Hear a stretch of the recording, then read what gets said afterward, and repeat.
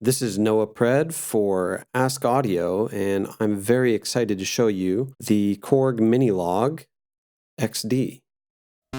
So I'll start with a simple sequence with just a single note to get a clear picture of the audio with the voice mode in poly.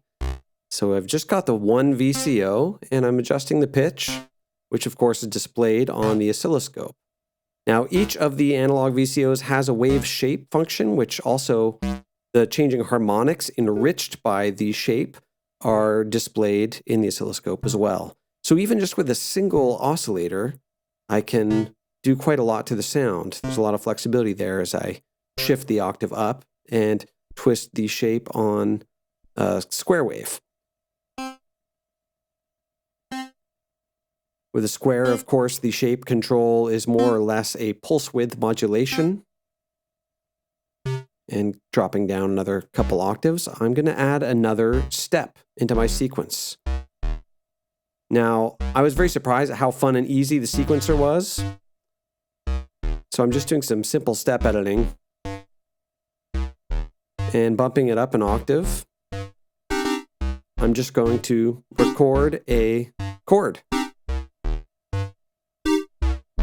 And as I adjust the voice mode depth in poly mode, we get a slight detune. So even though you're not in unison mode, you can get kind of a unison style effect while you're in the poly mode. If I switch to the actual unison mode, it gets a lot more extreme and does not play chords anymore. So we just get the single monophonic line. Or in chord voice mode, we can impose different chord voicings on each note via the voice mode depth dial.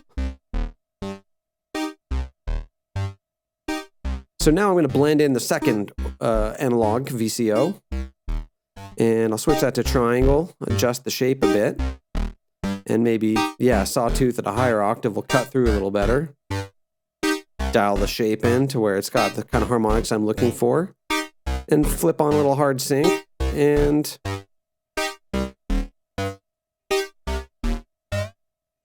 with ring modulation engaged, I can sweep the pitch of the second oscillator to get some pretty wild ring modulation effects.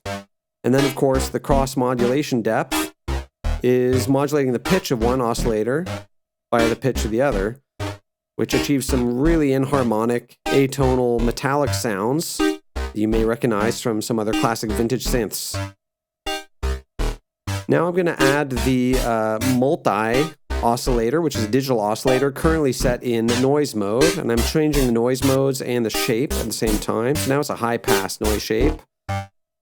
But what I really like is the VPM, which is basically a very simple FM digital oscillator. So I've turned the two analog oscillators off so we can just hear the very digital layers offered by the VPM oscillator, which means that the Minilogue XD can provide a much wider array of tones than you would expect from a simple analog-only polysynth.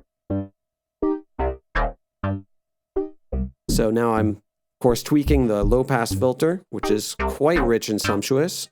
Resonance about half, and I'll engage the drive.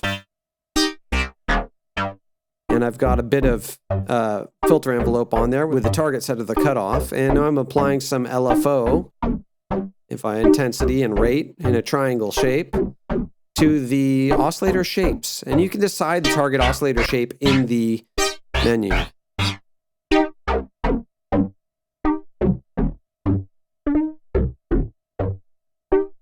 So now I'm going to record some notes into the sequence, which you can do in real time, as I've just done.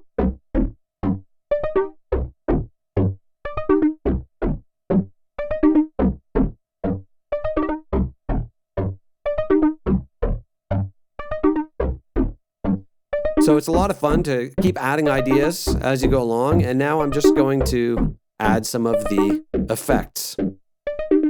And basically you can toggle through the three different effect modes. I've added some ensemble and now some reverb, which it sounds so good, the reverb on here.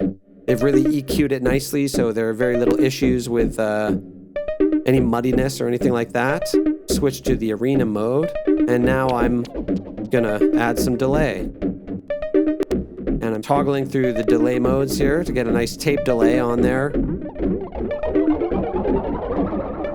Really impressed with the effects on this thing.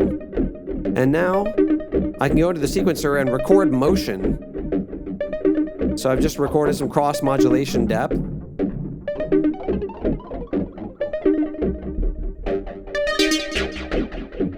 And now I'm going to record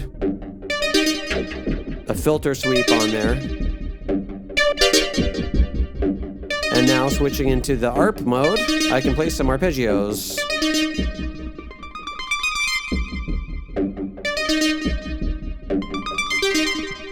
And I can record those in as well.